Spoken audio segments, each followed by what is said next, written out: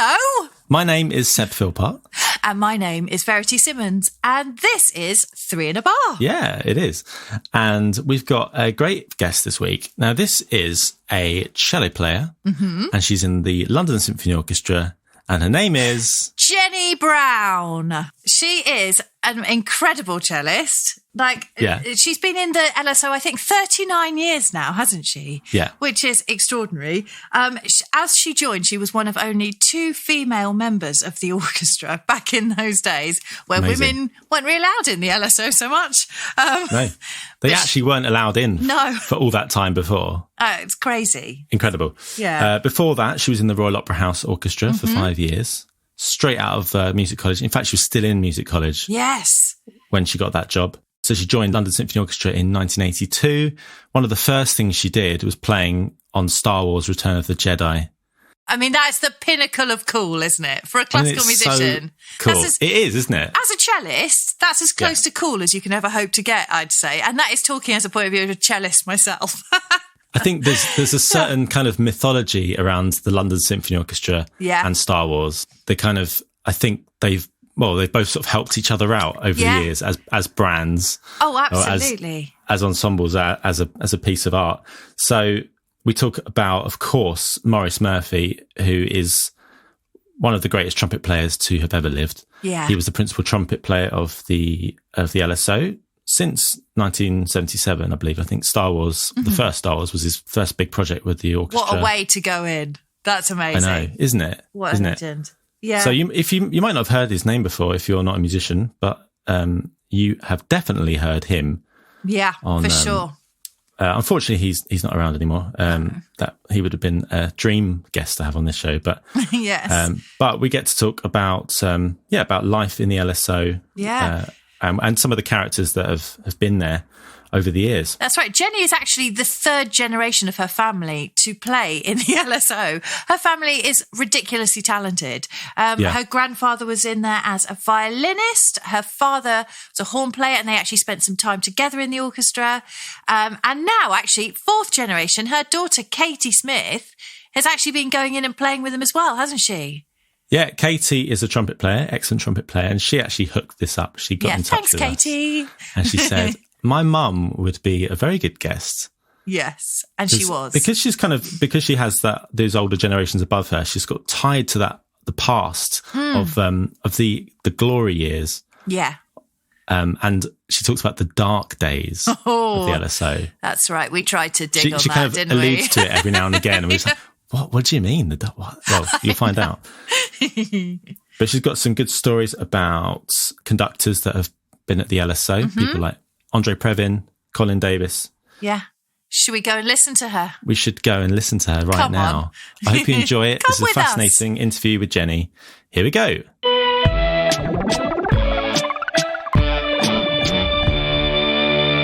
Jennie, it's so lovely to meet you. I've got a feeling that about 1 million years ago when I was at Guildhall, you might have come in and invigilated one of my... Oh, my goodness. Dreadful yes, it's possible. Exams.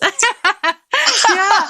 So do you still have an association with Guildhall at the moment? I know the LSO does string schemes and things, but do you go in and see them these days? Hardly any. No, not much anymore. It was good fun, actually. Yeah. I mean, this last year obviously has been a complete write-off. Yeah. But I do a few exams if they needed extra bodies, and and pretend auditions. Yeah. That seems to be my speciality.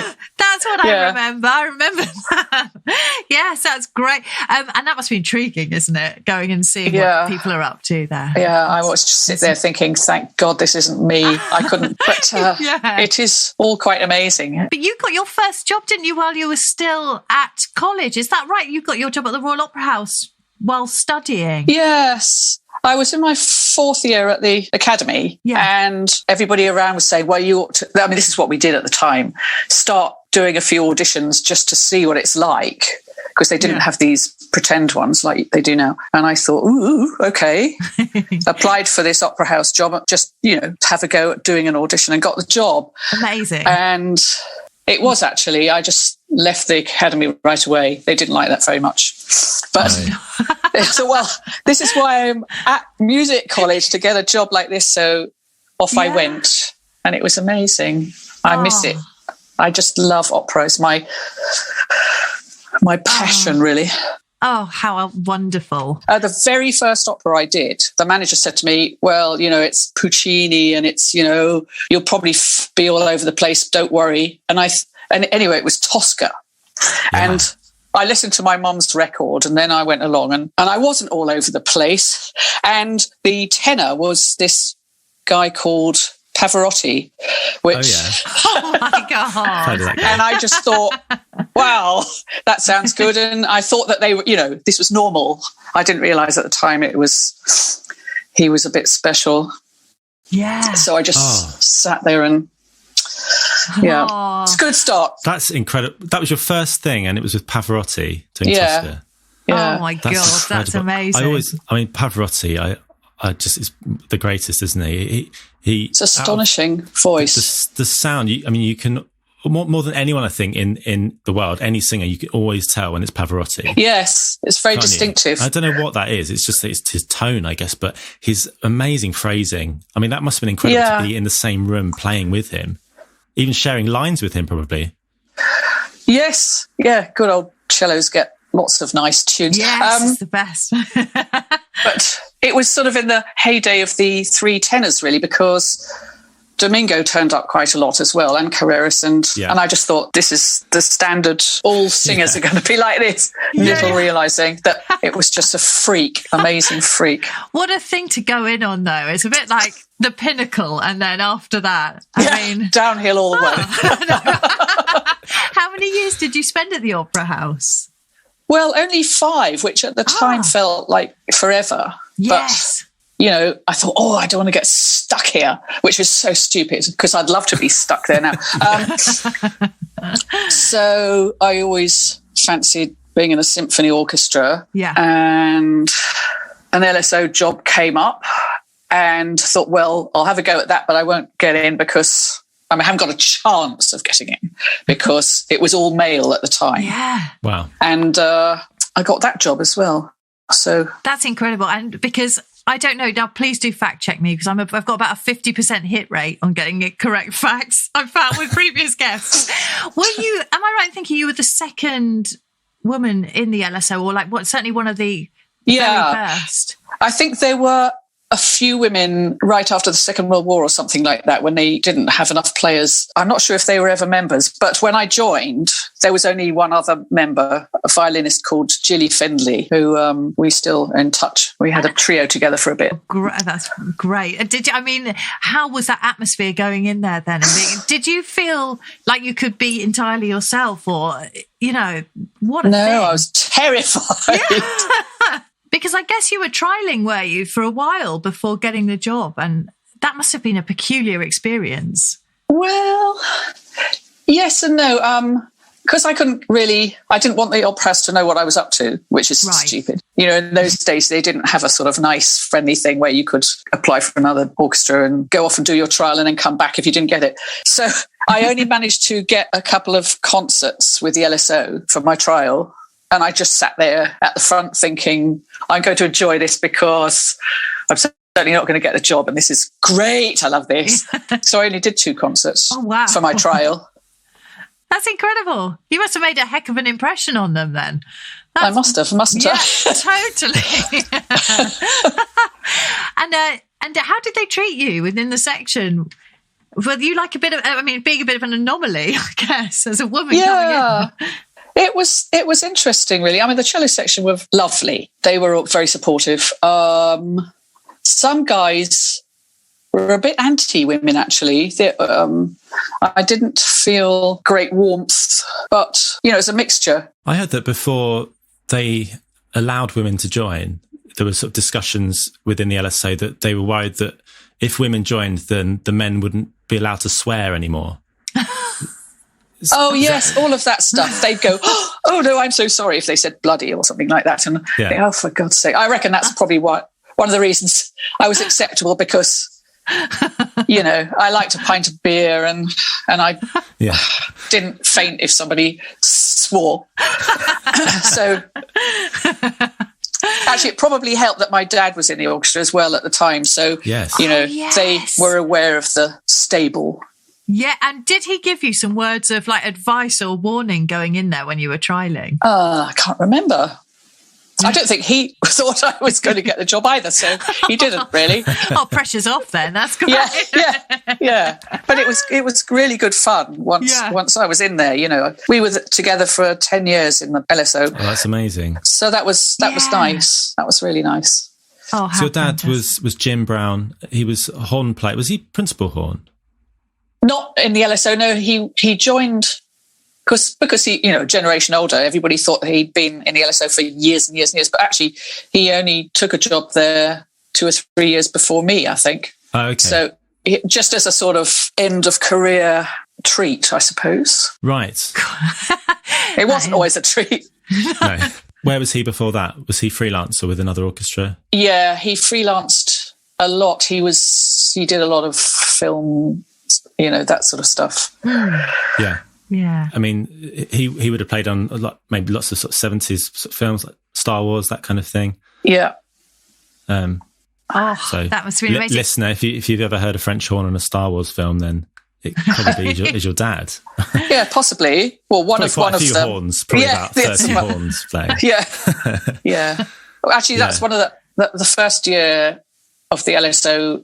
I joined in 1982, and they were just doing, I don't know, it's 82, 83, the third one, the Return of the Jedi. Oh, amazing. So I did that, which was... Oh, wow. It was unbelievable, actually. The way that John Williams works, he had, I don't know if you've ever seen how it used to go in this Abbey Road. They'd have the big screen up at the back of the studio, and these coloured streamers, lines would go across. And when it got to there, that would be... And he also had a clock. So he did everything to his clock. You did one run through to check for mistakes in a part, or he'd sort of tweak a bit. And then you'd have a couple of goes, and it was all flat out, unbelievable, tricky stuff. Amazing. Yeah. And, it was full on. How long did it take to record the score to Return of the Jedi? Oh, I can't remember now. Quite a few sessions. Yeah. But there was a lot of music. Absolutely. And huge orchestra. Yeah, it was great fun. I loved that. I think he did it. He sort of laid out the orchestra differently to most orchestras. He'd do it going along. So because the room is kind of oblong shaped, isn't it? So cuboid. He'd go long ways along the room. Rather, most people go width sideways on. Yeah, they do, don't they? I think that I don't change. Know why. That might be something to do with that screen. Yeah. Oh, right. I think so you'd watch the film at the same time. Yes. And you'd maybe have a choir as well, possibly, or maybe not for that film. But yes, I think there was a bit. They'd have them at the back there underneath the screen. And then, of course, he would have his back to the recording box. So he didn't have very far to sort of walk back and forwards. And it worked. It worked. But I guess, but back then, you probably didn't have a click track or anything, was it? You just had to look at him? Or was there a click track? Then maybe there was a click track. Just trying to think. Trying to think how the technology's changed since. I don't think we did. No, I thought it's because he was such a good conductor. Yeah. Having heard the two previous films already, so you had, it was such obviously a huge thing at the time. That must have been such an exciting feeling going in to record that and being part of that experience. Yeah, it was. I loved it. My children are so into the Star Wars films. In fact, they were watching The Force Awakens last night. They've been watching the entire series. So I told them I was talking to you and that you would have been playing on them. They were blown away by this. It was good. And it was so satisfying to play, the parts he wrote so amazing. It was a bit like sort of Richard Strauss type writing. You think, God, I'm never going to be able to play this. But there was something about the way that it was written down on paper that suited each instrument. Yeah. Was he a calming presence in those sessions? Yes, but he was you just couldn't help but respect him totally. And nobody, people don't mess around anyway, but you knew you were in the room with a guy who knew what he was really knew what he was doing. I watched a brilliant documentary the other day on BBC4 about film composers, and it's about an hour and a half long. And they were just sort of going through lots of different composers and how they write. And who was it talking about? John Williams? I can't remember. They were saying how good he is at writing a theme, that if you sing the rhythm, if you go ba ba ba ba ba ba ba, then you know what the tune is. And if you just go ba ba ba ba ba ba ba, if you just do the melody without the rhythm, you also know what the tune is. Yes. Indiana Jones, by the way. Oh yeah, I hope you got that. One. E.T. is it? E.T. Yeah, that's right. No, I did get it. But isn't that incredible? Like he's so good at writing the themes, and everyone knows those themes. And I guess he sort of did films that suited that kind of music, very motifs. Yeah. So that's Wagner, isn't it? Not Richard Strauss. Yeah. Yeah. Amazing. Absolutely. Yeah. There's a similarity to Strauss in his sort of, the colours. He writes the big themes and epic string parts. Yeah. Yeah. Epic string parts. Oh yeah. It must be great fun to play the good. cello on some of that stuff. Yeah. Yeah, it was. Oh, how amazing. And for that as well, working with Maurice Murphy. Oh, yes. Maurice. Who, I mean, everyone in the music industry knows, everyone who's a trumpet player reveres him so much as a complete hero. Go on, sorry. Are you a trumpet player? I'm a trumpet player, yeah. Right. Okay. I was, in the LSO since Maurice retired and sadly has moved on. Yeah.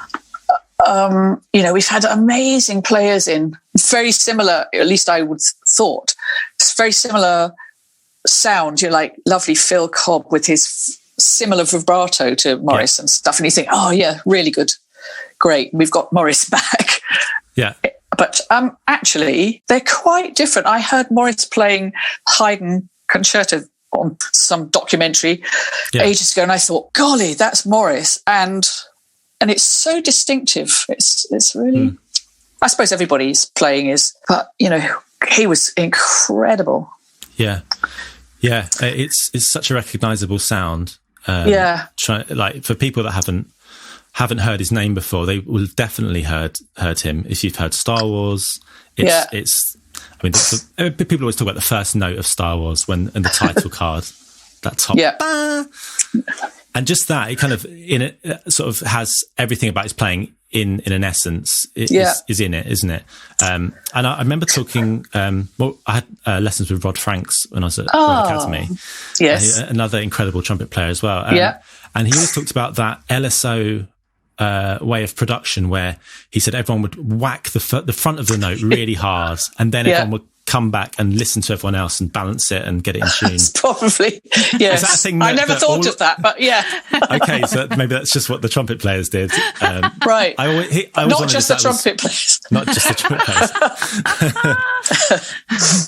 LSO's got a very distinctive sound. Has it always been? Yeah, I suppose it has. I think it has. I think probably all of the orchestras do to a certain extent. We're talking about how, over decades, the personnel change completely, and yet the character of the whatever orchestra it is somehow stays the same. And the LSO has always been the sort of, how you were talking about the trumpet section approach things. Yay. Did you feel that you had to adjust the way you played coming from the opera house when you started at the LSO? Did you notice certain characteristics of your playing that you immediately had to sort of change? Like maybe was it a bigger sound there? Good question. Yes, yeah, much more extreme, much loud. The loud bits were louder, and the quiet bits actually as well. Yeah, we're playing on one hair of the bow. Yes. Terrifyingly quietly sometimes. Yeah. That struck me.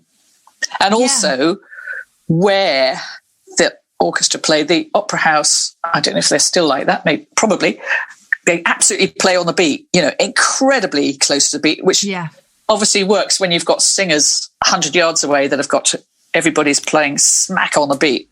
LSO's a little bit behind the beat, and it took me quite a long time to back off.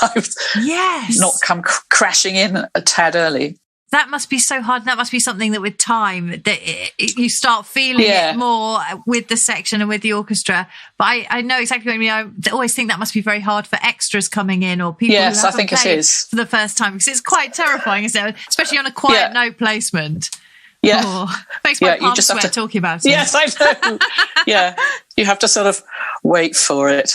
Now, am I right in saying you've been with the LSO for 39 years now? Is it something like that? That's absolutely incredible. Unbelievable. Yeah. I don't know quite how. But that's fantastic. How do you manage to maintain a passion for, or, obviously it must go up and down, but what sort of things have you done to sort of maintain an enthusiasm for playing it? Ooh. Well, I'm not sure about the enthusiasm bit, but my list of pieces that I never ever want to play again has got a bit longer. Yeah. What are those pieces then? Tell us. Yes. Top of the list, everybody's going to gasp. Beethoven Violin Concerto. Oh, really? Yes. Yeah. That first bar, dun, dun, dun, dun. I just go, I don't know, my heart sinks. And which is awful, isn't it? And no. And actually, Mahler 5 and Mahler 1, because we just played them hundreds of times. Yes. And it's quite a painful process, I find. And they're long. You've overdone it. Overdone the Mahler 5.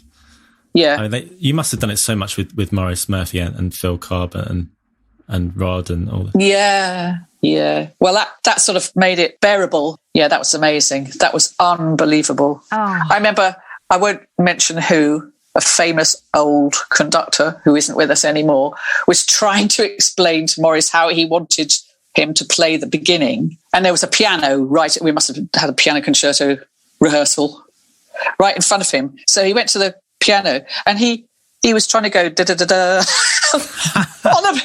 And, it was obviously not going to work, but he didn't. It didn't stop him. And we all just sat there going, oh. As if you tell Maurice how to play it anyway, really. Oh, my God.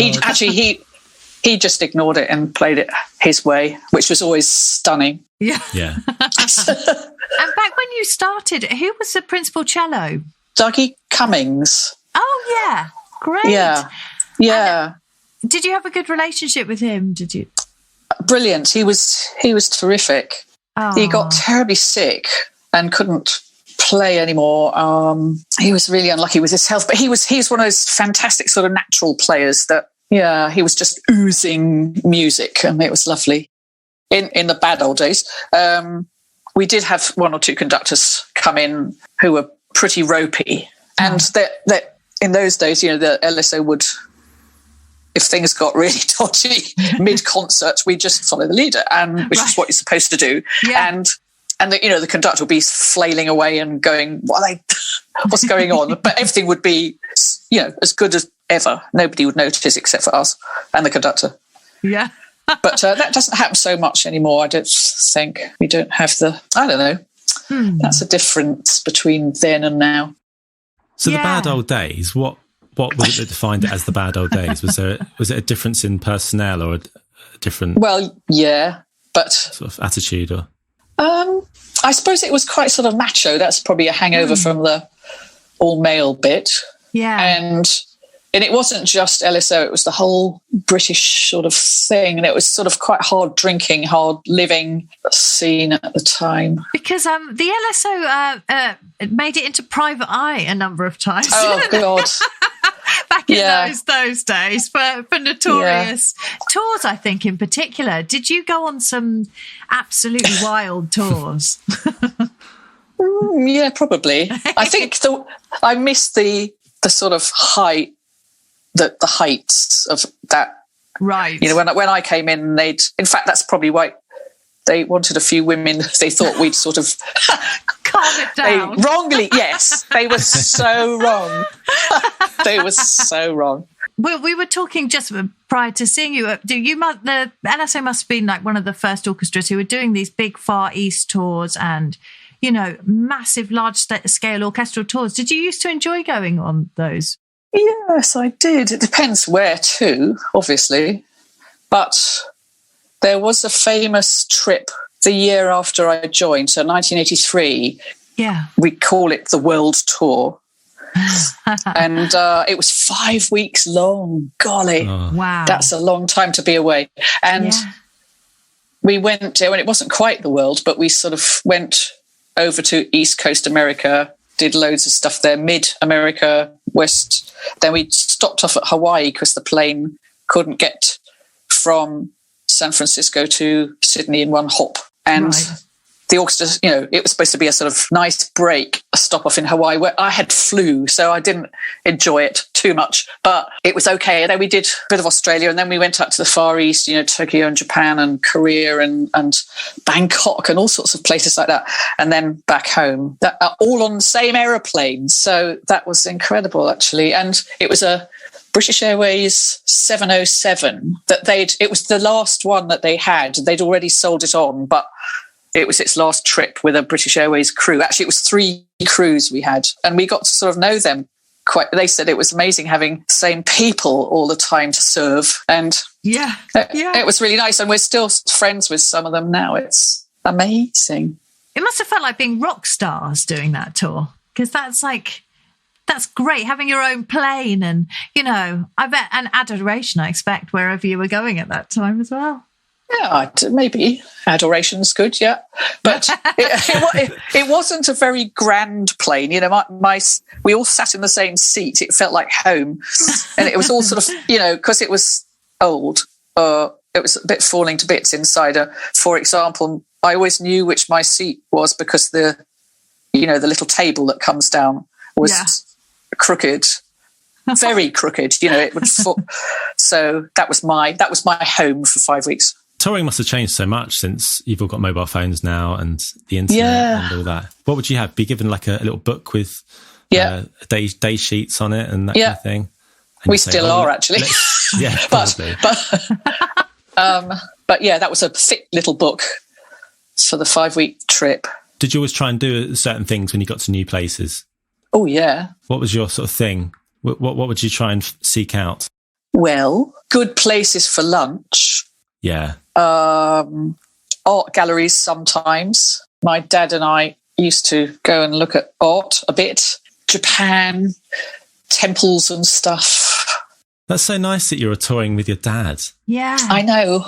That's so lucky, isn't it? And did you hang out a lot then, you two? Oh, we probably did. His sort of drinking buddy was Maurice Murphy, so they'd go around together and I'd tag along sometimes. Yeah. So talk about your family, because I believe your granddad was also in the LSO, is that correct? Yes, in the 1930s. So I don't think it was for all that long, but he certainly was. And, I've got his, what are they called? Certificate. It's a share, that's right, a share certificate, because we're all shareholders of the orchestra. Oh, right. So what did he play? Violin. Oh, really? Violin, right. Oh. Yeah. He was sort of co-leader or something in the 30s for a bit. There's a lovely photograph on the staircase at Abbey Road Studios of an orchestra, which must have been the LSO, with Elgar, that's it, who was principal conductor for a short while. So Elgar's standing on the podium, and there's an orchestra. There was a stage there. It was Studio One, but there was a stage. And there's my grandpa, and he lived till he was 92. So, we used to, and he lived quite close to us in London. So, I got to know him a bit. And I was looking at it, this photograph. They wouldn't give me a copy. They said, no, it's EMI property. And anyway, I said, that's my grandpa. And they said, how do you know? I thought, what a peculiar thing to ask. Because it is. Yeah. How strange. I think I know the photo you mean. Is it on the stairs at Abbey Road? I think it must have been one of the first concerts there or something. Or some. Yeah, it probably was, yes. Or some sort of opening concert, maybe. It looked quite grand, didn't it? There was Elgar surrounded by important looking people. Yeah. Oh. So when you were growing up as a young girl, were you just surrounded by music, but or your family, your mum and your dad were musicians and going off to work? And was that an inspiring sort of thing for you? Yeah, I sort of loved it, really, because my mum was a bassoon player. Right. She started off at the Opera House as well. Yeah. And then she freelanced when she was a mum. I'm one of three. And she'd go off, she'd be all glamorous, and the babysitter would come and put us to bed, and there would be mum in her sparkly evening dress, and I think, God, that's fantastic. I want to do that. I read in an interview that I think you did with the LSO that your mother was in the Opera House Orchestra and then had to leave at the point that she got married. I know, that's what they did. What? That's unbelievable, ludicrous. Isn't it? Unbelievable. Yeah. Unbelievable. I was trying to work it all out this morning, actually, dates. She must have joined in 1949. Right. And then she married my dad. They met there in 1953, and then she had to leave because they didn't have married women. You could be there as a single woman. It's unbelievable, isn't it? Utterly bizarre. And was that something to do with the maternity pay, or not wanting to have to do that? Or? I think it was because your husband, once you had one, was sort of financially responsible for you, and you had to. Well, you're probably taking up a space for a man. Yeah. Yeah. Damn it. Precisely. Exactly that. So we have come a long way. We've come a long way. That seems incredibly recent. I mean, I know it's a while back, but it still seems, considering what an archaic rule that seems. Yeah. I can't believe, that's a long way we've come in that relatively short time, isn't it? It is. And then when you were at the Opera House, first of all, obviously it was completely different by then. But were there more women there than there were at the LSO when you joined? More of a balance? Yeah. Yeah. And it always had been there. Yeah. At the Opera House. They had women principals, and it was sort of normal. Yeah. Absolutely. It was just the LSO, which is why we all wanted to get in it, get a job there. Get in it and change it from the inside. Yeah, yes. Well, the glass ceiling and all that. Yeah. I was actually wondering about what your music education was like. We were speaking about, obviously, being in a very musical household. Was it always the cello for you? No. I started off with a piano and didn't get on very well with that. I wanted to learn the harp. Oh. And thank goodness my parents put me off that. They said, oh, God, no, we'd have to buy an estate car and you'd have to get everywhere early to tune all those strings. And they knew the realities of it, didn't they? Yeah, they absolutely did. And then one evening, my mum couldn't get a babysitter for us for this. It was a semi-professional orchestra she'd been booked to do and a rehearsal, and she took us along and said, sit there and shut up. And we were sitting right by the cello section, and I watched and I thought, oh, can I learn that, please? And the rest is history. But I wasn't terribly young or anything. I was 10 by then. Yeah. No, I think that's good. That's probably a really good thing, actually, because especially coming from a musical home, maybe you'd have just kind of got fed up with it if you'd started younger and hadn't chosen it for yourself. Yeah, possibly. It's a good age, I think. Often people start about 7 or 8 and they haven't really got the patience for it. I think so. Stamina, the mental stamina as well. Yeah. Especially on stringed instruments, you hear, even kids younger than that. And I think, why? Yeah, absolutely. And who did you learn with? Did you get set up with somebody from the Opera House or from the LSO at that stage? No. I had this very nice old lady who would come to the house every Sunday and give me a lesson. And then I must have done okay. Yeah, it seems so. You've done all right. You've done okay. Yes, so you have, yes.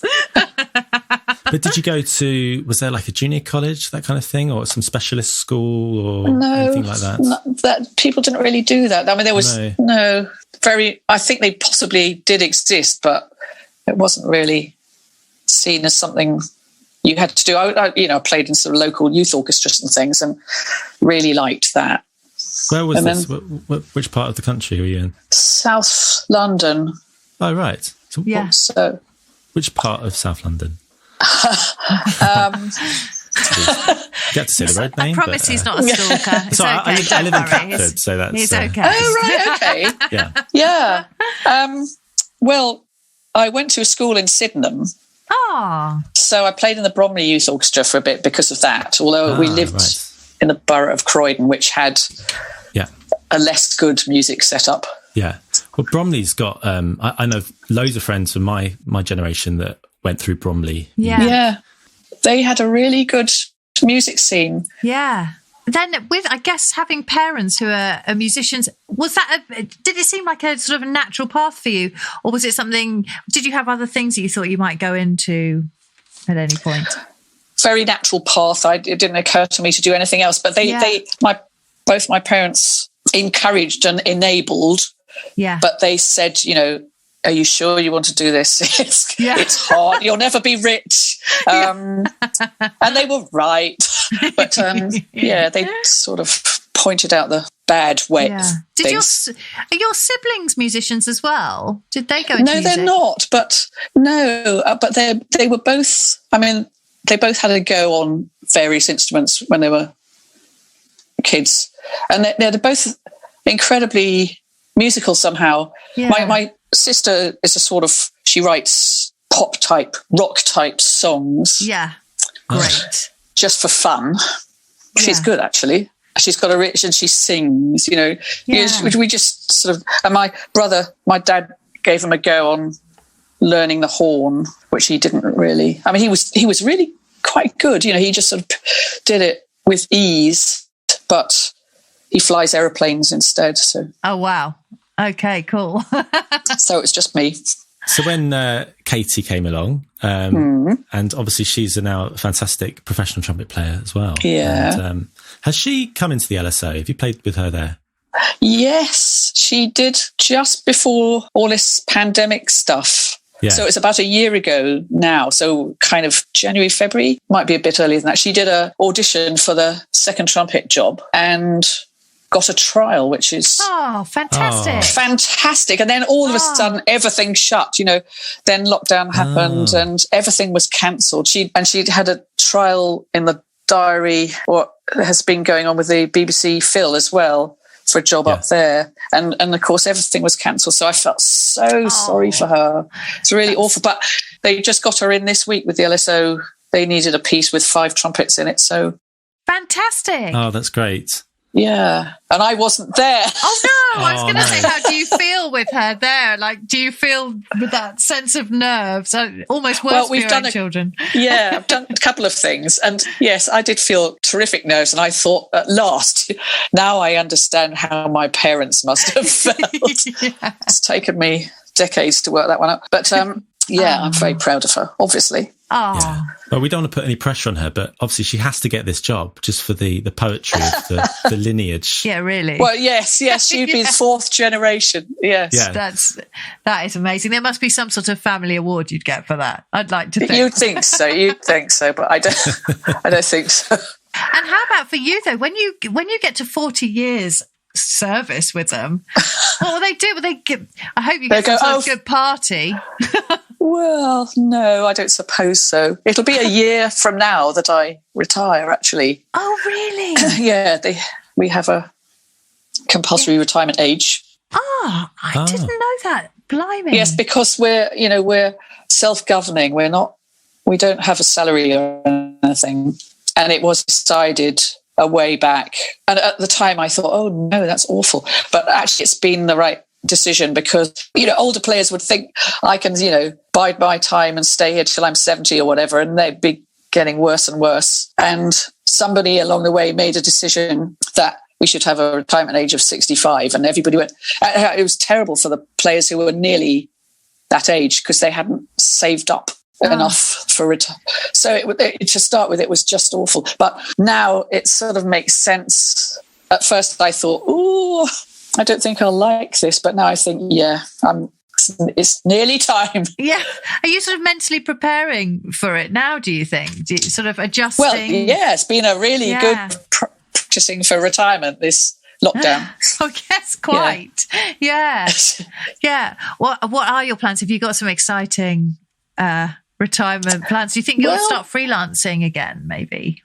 I don't think so. I think in the old days when there was masses of work around, you could do that. But I don't think I really want to. You know, I was thinking, do I really want to spend a whole Saturday 150 miles away, earning 120 quid, playing Beethoven violin concerto badly? At Mile of Five.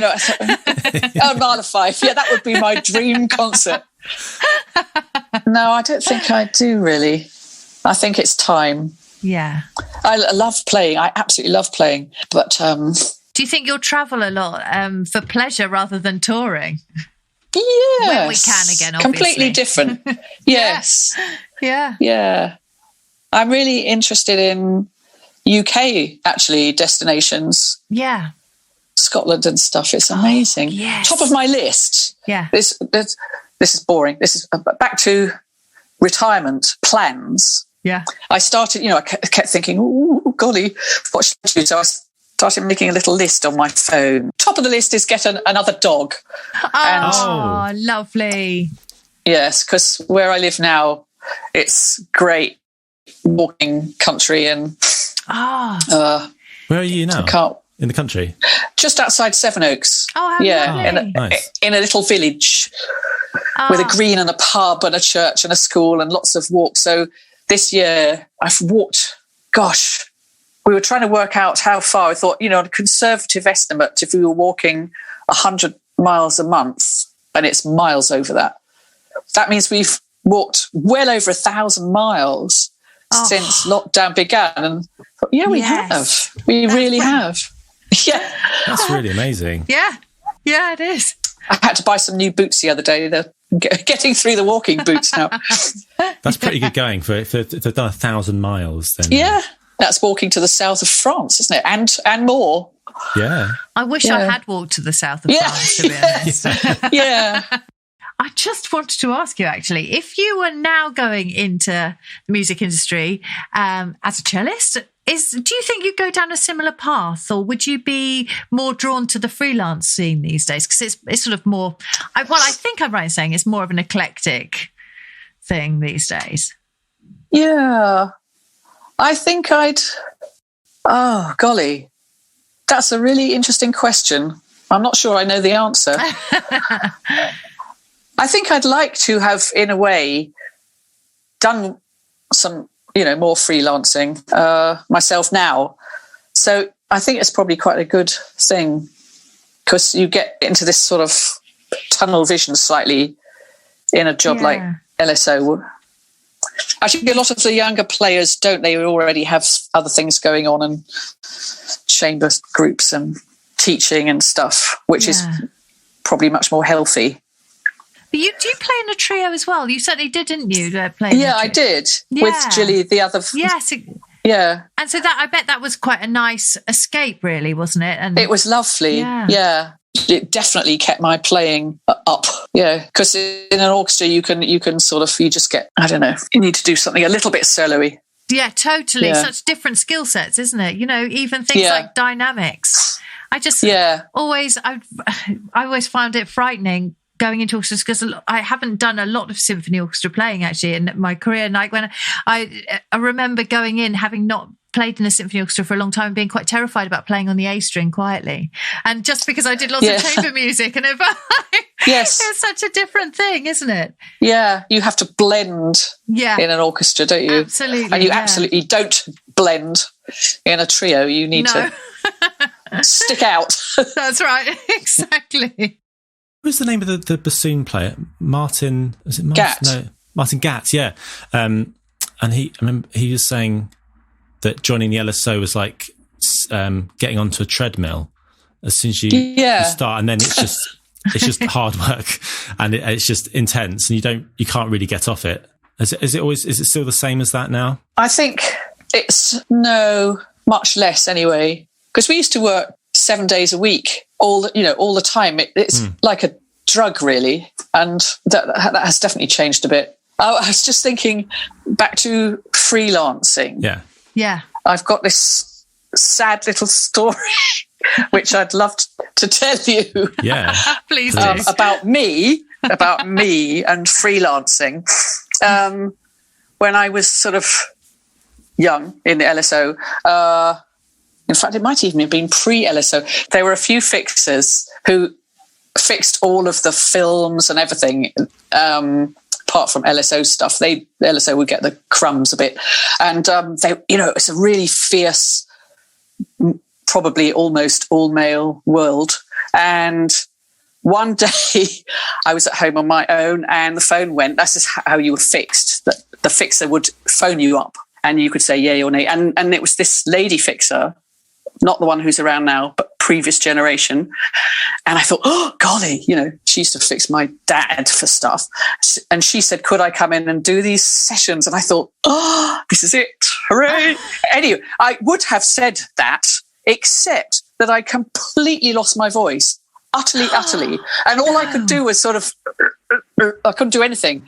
And I could hear at the other end of the phone that she was sort of thinking, what the hell? What's going on? I could hear a few grunts, and I actually couldn't speak. I couldn't. Oh no! And I thought, there goes my freelance career. Oh my God! She didn't phone back, sadly. No. Oh no! So that was it. I just thought I could have been, I don't know, top of the session tree. I could have been tree. Wishing to play Mahler 5 right now, exactly. But, yeah. Of all the amazing conductors you've obviously had at the LSO over the years, who's been your favourite one, do you think? The person who's been the easiest and nicest to work for? Colin Davis. Oh, lovely. Yes, he was terrific. His enthusiasm for music was infectious, and I really admired him. Some of the younger players, when he started to get a bit slower when he was older, fair enough. And they would go, oh, it's a bit boring. He's going, well, it's not really, learn. Yeah. But yeah, exactly. Just learn. Yeah. When I was at the Opera House, Carlos Kleiber came and did La Bohème and Otello, and it was unbelievable. I was so lucky. Anyway, many years later in the LSO, we were in New York, and a friend of mine, bassoon player, Bob Borton, who's retired now, he's quite good friends with Previn, who was sort of all on his own and a bit lonely in New York. He said, wouldn't it be nice if we took Previn out for a pizza or something after the concert tonight? So we did, and it was lovely. I was sitting opposite Previn, and he said, and we'd worked with him a lot, and he's terrific as well, really natural. Yeah. Anyway, he said to me, right, so who in your experience is the greatest conductor you've ever worked with? And I said, Carlos Kleiber. And then I thought, oh, God.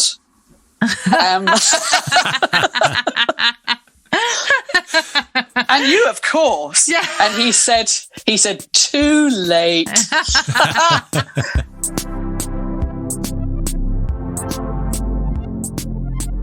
Oh, hey. Thanks, Jenny.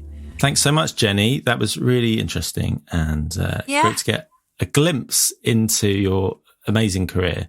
Oh, it's just phenomenal. It's so, everything she was saying, I just kept thinking, oh my God, you've done that too. It's incredible.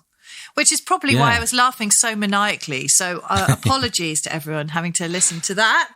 I know. I probably could have spent the whole hour just chatting about films in the 80s and 90s that she recorded on. Yeah. And 2000s. Yeah. So, so much of that John Williams stuff is just so iconic. Oh, so I've been in the room recording it. I mean, come on. It's just the coolest thing. It's even cool, like when you rock up to play those Star Wars, the gigs, like these days, if you're playing it, it's such a buzz. But to play it with John Williams actually there, watching it for the first time, that's awesome. Yeah, it really is. Yeah. So thanks so much, Jenny. We've got a Patreon episode, of course. We have it every week. We've got how much bonus material do we have this week? Oh, a good question. There's quite a bit there. She chats more about some of the conductors. There's a story about Claudio Abbado. Apologies, that might have been terribly pronounced. Claudio Abbado. Why can't I speak? God. Go on, have another run up at it. Claudio Abbado. Yeah, that sounds good to me. Sounds good. Great. A story about him and just about the way orchestras play behind the beat quite often, which I find really hard. Yeah, I find that really hard. I think if you've done a lot of West End shows, that's always quite on the beat, isn't it? Yeah. We get quite technical in this section, talking about, I mean, maybe this is a thing that people in the audience might not notice. Or maybe they wonder, what does a conductor actually do? I always hear that. Because sometimes they look totally unrelated. No, I don't think it's sometimes. I do. Yeah. No, obviously conductors are very important and bring a lot of, I want to say vibe, but that's a bit underselling it, isn't it? No, but I know what you mean. Colin Davis didn't bring a vibe. Oh, he was always vibing. Well, yeah. I'd say Andre Previn brought a vibe. Oh, definitely. He was a bit more rock and roll. He was so cool. Yeah. Interesting. So anyway, there's a Patreon episode, of course, which we do every week. So if you head down to our Patreon, the link's down below. You can sign up for as little as £3.50. That's nothing. Come on. It's nothing. Well, it is something. But for that, so basically you're going to get, for less than £1 a month, you're getting an exclusive episode. But the main thing is really you're helping us. What did I say? Less than £1 a month. We don't want to sell ourselves too short. No. Okay. For less than £1 a week, you're helping us make the show. Yeah. And dedicate the time that we do to the show. Yeah. So we've got some lovely patrons already. Yeah, so, we have. Come Thanks, join guys. us in the members club. Thanks, guys, for Patreoning us. Yeah. And tell your friends if you're enjoying it. Yeah. As the restrictions get eased, we'll do more things in person. That's got to be soon, hasn't it? It's got. Well, yeah, I guess so. I don't want to rush it though. I'd rather get everything sorted pandemic-wise before we rush out into another.